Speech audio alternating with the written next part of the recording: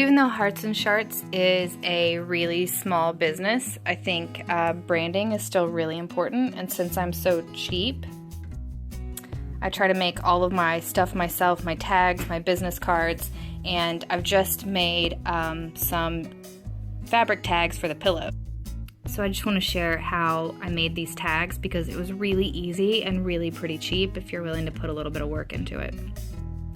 So I started in Photoshop and put my logo in there, and this is 2.5 inches by 1.5 inches.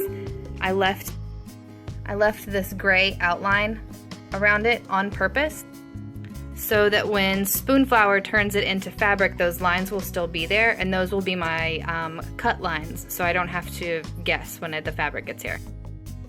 So you can see right here, 2.5 inches by 1.5, that accounts for each little tag at 150 DPI, basic cotton, test swatch 8x8 for $5. So that's like 33 cents each, which is pretty cheap if you've shopped around before. Okay, so here's the fabric that they sent, and you can see the gray cut lines on here.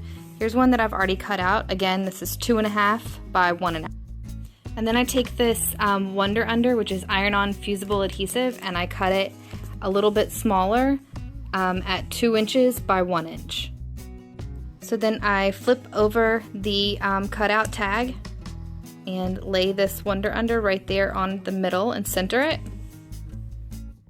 So that smaller piece is ironed on there and the paper is still there, and then what I've done is I've just folded all of these edges over and ironed them down to make a crease. So then with the paper still on, I just cut these corners so they'll be nice and sharp when it's finished, and then it's time to rip off. Okay, so I've pulled off the paper, so this is ready to be ironed. So then I just use the creases that I just made to just carefully iron these edges down, and you want to make sure that the tip of your iron doesn't touch that Wonder Under, because you don't want it on your iron. So then you just repeat that all the way around, making sure that all of these edges are ironed down. And then you still have this piece right here that will help you iron it to your pillow. So then I just put it on here, iron it on, and it'll be adhered right here in the middle. And then I just sew around the outside. And there we go, a semi-profesh looking label.